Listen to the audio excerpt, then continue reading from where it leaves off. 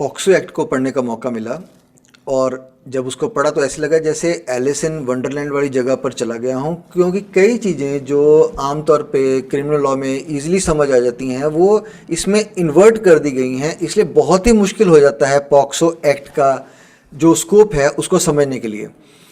और इसकी जो ड्राफ्टिंग भी है उसमें भी थोड़ी अभी कमियां हैं। 2012 में ही ये एक्ट बनाई गई है, 2019 में बहुत ज़्यादा रिवाइज़ की गई, लेकिन अभी कुछ चीज़ें ऐसी रह गई हैं जो सुपरफ्लुअस हैं और जहाँ पर होनी चाहिए वहाँ पर वो चीज़ें नहीं हैं।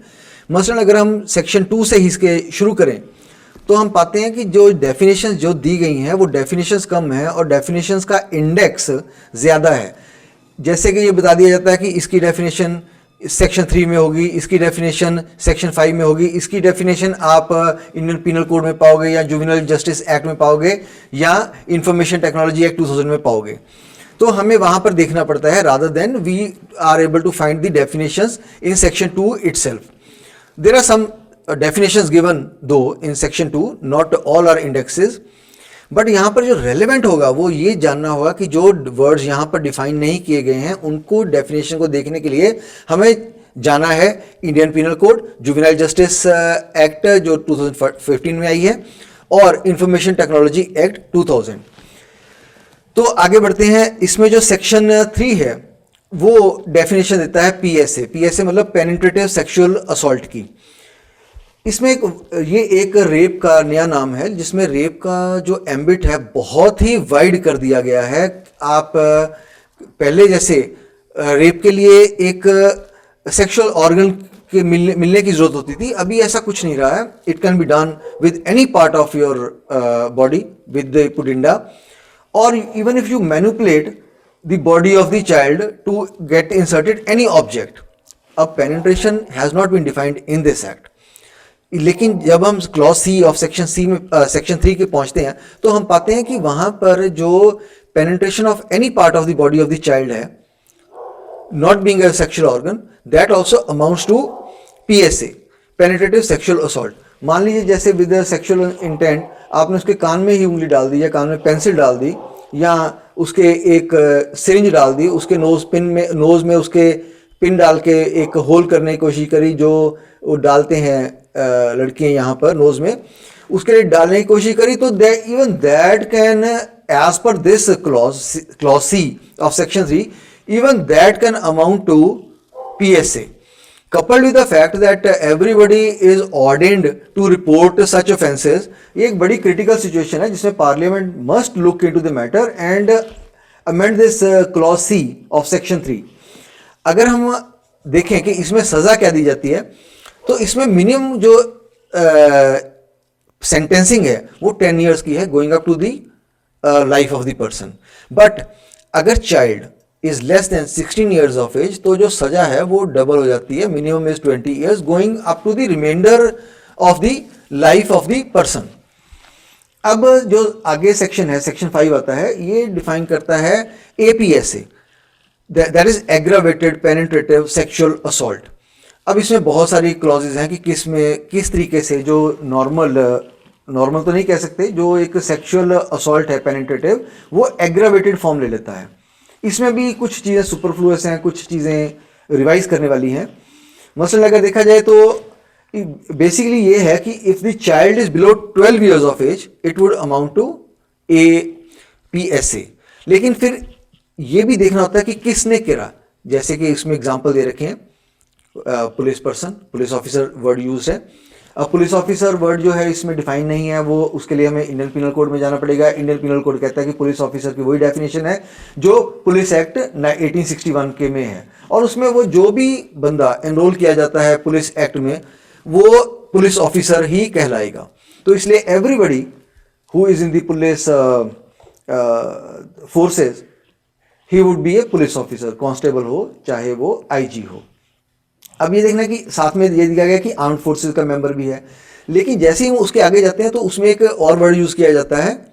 ये देखिए, जो पुलिस ऑफिसर है जो आर्म्ड फोर्सेस का मेंबर है उनके लिए एक जगह निश्चित की गई है कि जहां पर वो इस तरह का ऑफेंस कर देते हैं PSA वाला, तो that would amount to APSA। उनके लिए एक जगह मुकर्रर है, jurisdiction of the police station where they are employed employed, ऐसी जगह बताई जाती है। लेकिन जो अगर हम आगे जाते हैं तो पता लगता है कि even if the PSA is committed by a public servant, it amounts to APSA।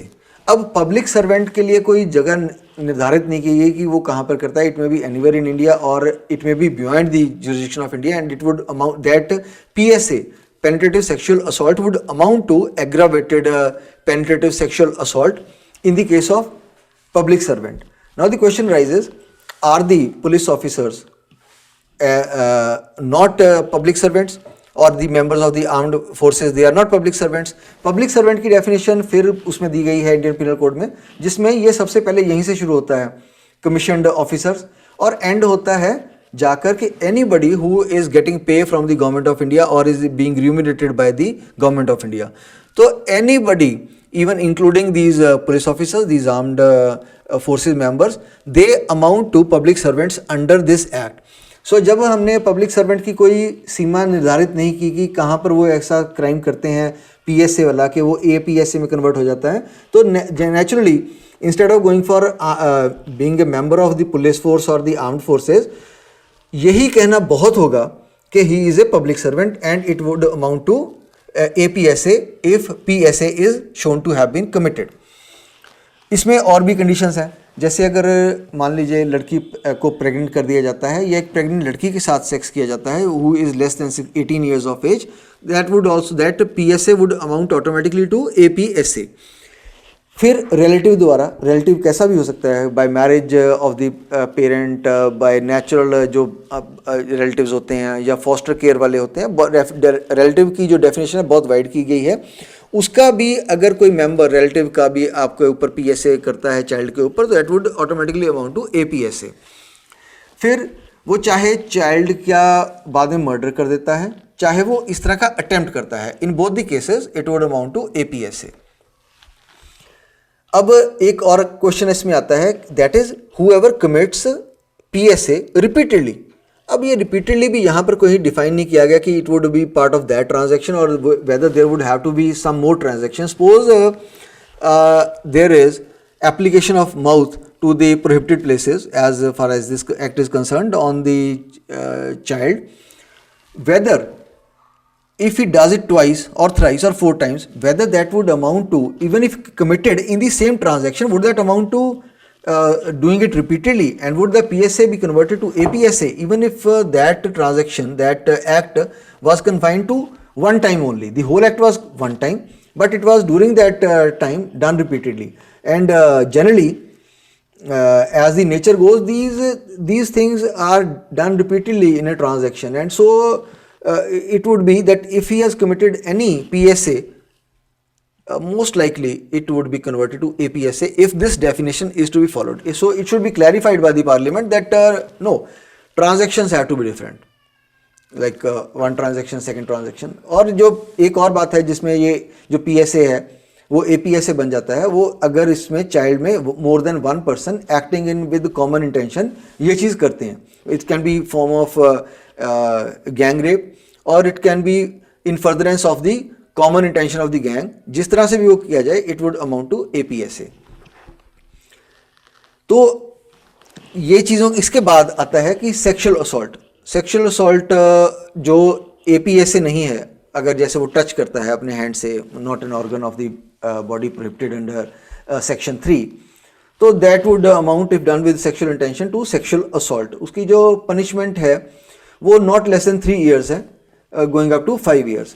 फिर यही एग्रावेटेड सेक्सुअल असॉल्ट ASA बन जाता है, जिसमें वही कंडीशंस लागू होती हैं जो हमने देखा कि APSA में लागू होती हैं, except one, there is one difference कि अगर चाइल्ड बिलो 12, वहाँ पर 16 था, यहाँ पर बिलो 12 है, उसके साथ कोई बंदा सेक्सुअल असॉल्ट करता है, that would amount to aggravated sexual assault. और इसकी punishment not less than 5 years है और गोइंग अप टू 7 years है. फिर आ जाते हैं आगे, सेक्शन 10 है, 11 है, जो सेक्सुअल हरासमेंट की पनिशमेंट को आगे बताते हैं हमें.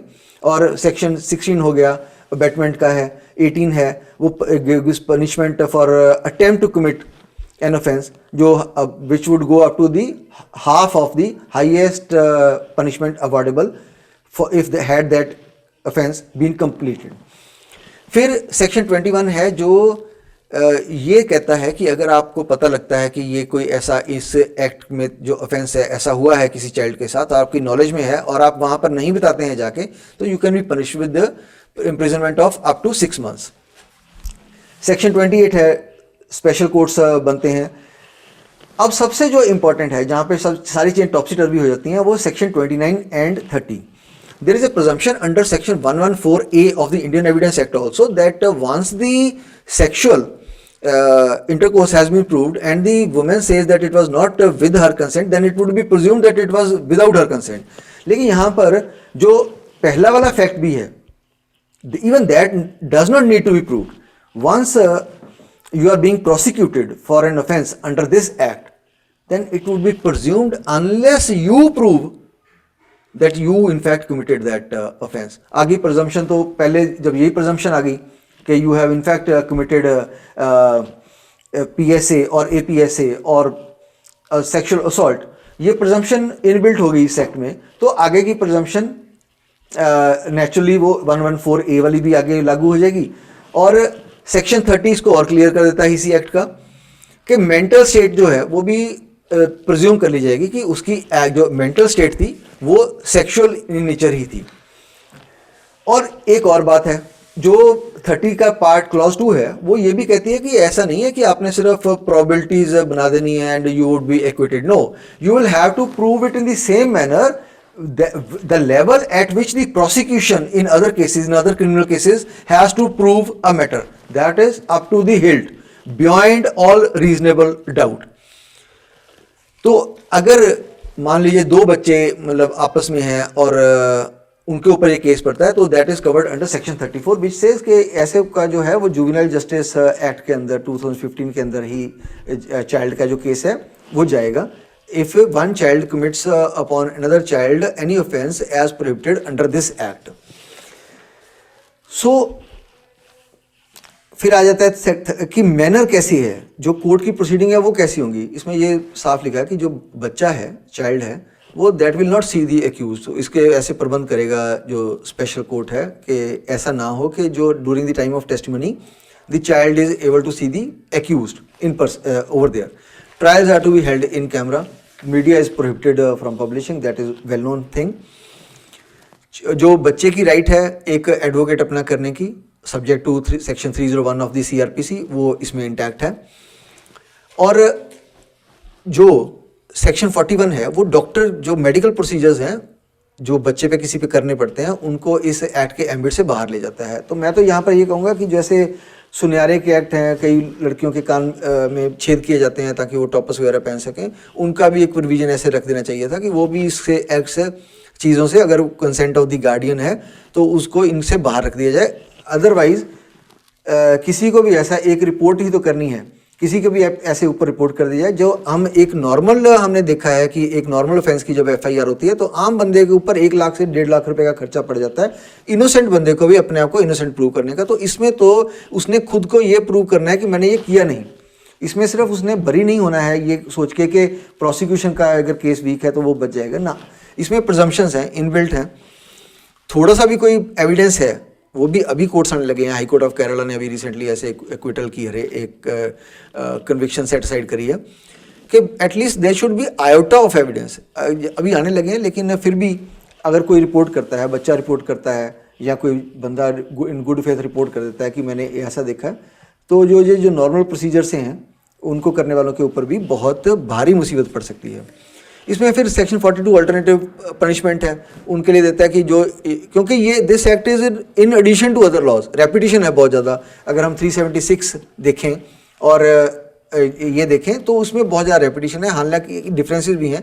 जैसा कि पहले बताया, इन केस ऑफ 376 क्लॉज 2 जो पब्लिक सर्वेंट है उसको ये डिफाइन किया गया है that person should be under his charge और कस्टडी और some other person who is under him. तो तब पब्लिक सर्वेंट वाली बात आती है, इसलिए वहाँ पर जो पुलिस ऑफिसर्स हैं और आर्म्ड फोर्सेज हैं उनको सेपरेटली रखा गया है ताकि because public servant has been kept at a parity with the police officer with the member of the armed forces. लेकिन यहाँ पर वो क्योंकि दोनों ही पहले से पब्लिक सर्वेंट हैं और पब्लिक सर्वेंट की कोई डिफाइन नहीं की गई बाउंड्री अगर वो कहाँ पर ऑफेंस कमिट करता है, जैसे 376 क्लॉज 2 में करी गई है। तो इस तरह के डिफरेंसेस हैं आईपीसी के साथ, लेकिन मोस्टली इट इज़ रेपिटेशन। तो इसलिए सेक्शन 42 कहता है कि जहाँ पर भी ज़्यादा सज़ा होगी, चाहे वो आईपीसी में हो चाहे इस एक्ट में हो, वो दी जाएगी। देखिए ये एक्ट आखिर में ये कहूँगा बहुत अच्छा है, मतलब प्रोटेक्शन तो देखिए नहीं है, लेकिन पीनल प्रोविजंस हैं उसके लिए। तो जहाँ तक तो ये हम एज लेते हैं 0 to 12 चाइल्ड की है, तब तक तो any punishment is less for the offender. उसके बाद मैटर्स डाइसी हो जाते हैं। मुस्लिम लॉ है जो सदियों से यहाँ पे चला जा रहा है, एक साइजेबल पॉपुलेशन है जो उसको बिलीव भी करता है, जैसा उनके शरीयत में लिखा है, which is in fact recognise that शरीयत is recognise by the 1937 act of our parliament at that time britishers, के शरीयत would apply in cases of their marriage. अब मैरिज उनकी तब हो सकती है जब लड़की की प्यूबर्टी हो जाती है, and puberty happens any time between like से 12 to 15 ईयर्स। तो इन चीज़ों को क्लैरिफाई करते करते अभी टाइम लगेगा। बहुत सारे जो लोग खुद को समझते हुए बिना किसी इंटेंशन के, इल इंटेंशन के, टू कमिट एन ऑफेंस इस चीज़ में चले जाते हैं कि लड़की ने 15 साल की एज अचीव कर ली है, वो मुस्लिम है, लड़का भी मुस्लिम है, और वो शादी में के बंधन में बन जाते हैं। तो उनके ऊपर जो पॉक्सो है, matter is under consideration by the supreme court. लेकिन जब तक ऐसा नहीं होता, इन चीज़ों को थोड़ा इन मैटर से परव्यू से बाहर रखना चाहिए। जैसे कि आईपीसी में भी रखा गया है कि मैरिज की जो है, इफ़ देयर इज मैरिज, तो 16 ईयर्स वहाँ पर रेप की एज रखी गई है, यहाँ पर 18 है। तो आखिरकार कहूँगा इनको जो, अगर हम इनको इन चीज़ों को आयरन आउट कर देते हैं और जो पहला एक्ट है उसको ये कर देते हैं कि वो सेक्शन 29 और जो 30 है उनसे बाहर रख देते हैं कि okay, intention you may presume, but act, the first act will have to be proved for the subsequent presumption to come into force. तो ये एक बहुत ही अच्छी एक्ट बन के आ सकती है। बहुत बहुत धन्यवाद। मैं हृदयपाल सिंह राही, थैंक यू।